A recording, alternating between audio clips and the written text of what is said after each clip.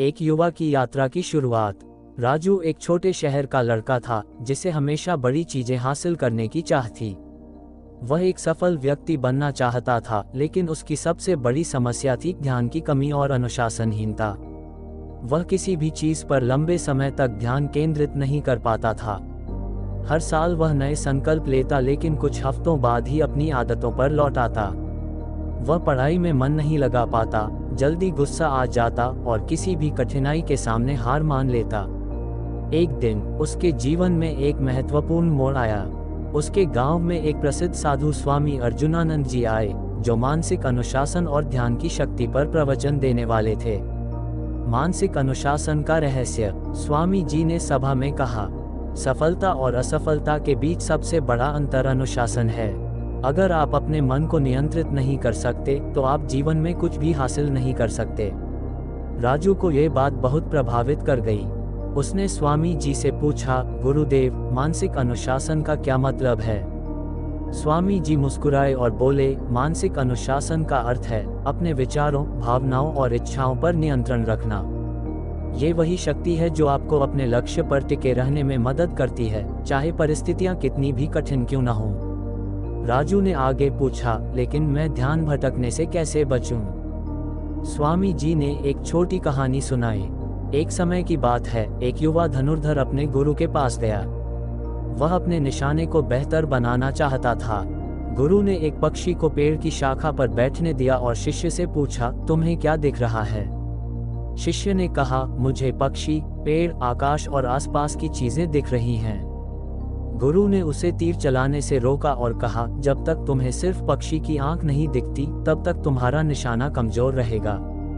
यही नियम जीवन में लागू होता है।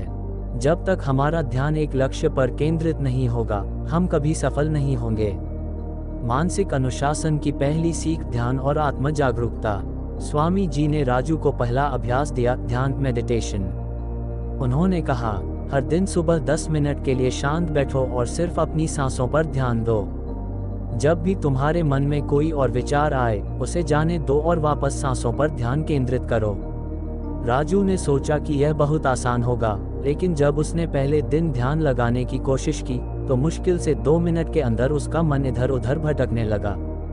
स्वामी जी ने समझाया, मन को अनुशासित करना एक मांसपेशी मसल को मजबूत करने जैसा है। जितना अधिक तुम अभ्यास करोगे, उतना ही नियंत्रण बढ़ेगा।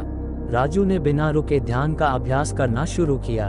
धीरे धीरे वह ज्यादा समय तक ध्यान केंद्रित करने लगा और उसका आत्म नियंत्रण, सेल्फ कंट्रोल बढ़ने लगा। मानसिक अनुशासन की दूसरी सीख, इच्छाओं पर नियंत्रण। राजू को अक्सर तुरंत मिलने वाले सुख, इंस्टेंट ग्रेटिफिकेशन की आदत थी। जब भी उसे पढ़ाई करनी होती, वह मोबाइल चला लेता। जब भी उसे कठिन अभ्यास करने होते, वह टालमटोल करता। स्वामी जी ने उसे दूसरा अभ्यास दिया, 10 मिनट का नियम। अगर तुम्हें कोई ध्यान भटकाने वाली चीज करनी है, तो 10 मिनट रुक जाओ। यदि 10 मिनट बाद भी तुम्हें वही चीज करनी है, तो करो। राजू ने यह नियम अपनाया और उसने पाया कि अधिकतर बार इच्छाएं थोड़ी देर बाद खुद ही खत्म हो जाती हैं। इस तकनीक से उसने धीरे धीरे अपना आत्मनियंत्रण बढ़ाया। मानसिक अनुशासन की तीसरी सीख, आदतों की शक्ति।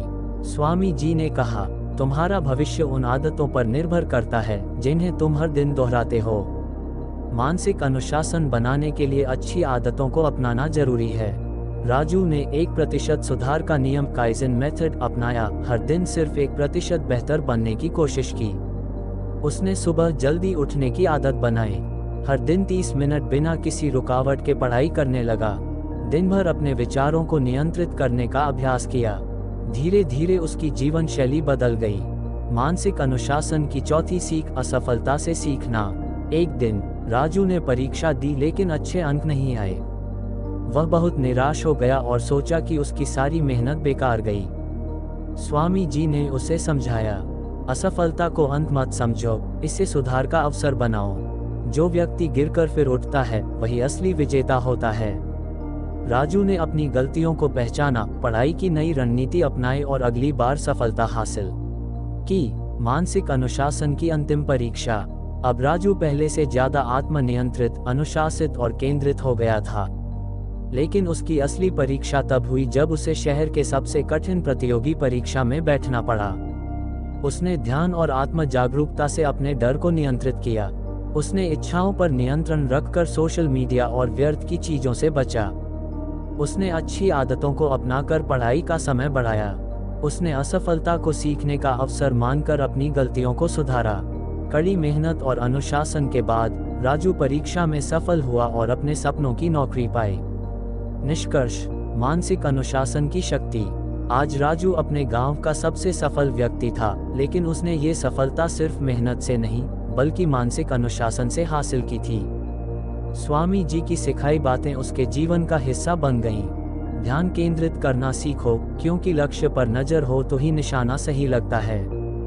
इच्छाओं पर नियंत्रण रखो, नहीं तो वे तुम्हें नियंत्रित कर लेंगी। छोटी छोटी अच्छी आदतों को अपनाओ, वे तुम्हें बड़े लक्ष्यों तक पहुंचाएंगी। असफलता से डरो मत, बल्कि उससे सीखो और आगे बढ़ो।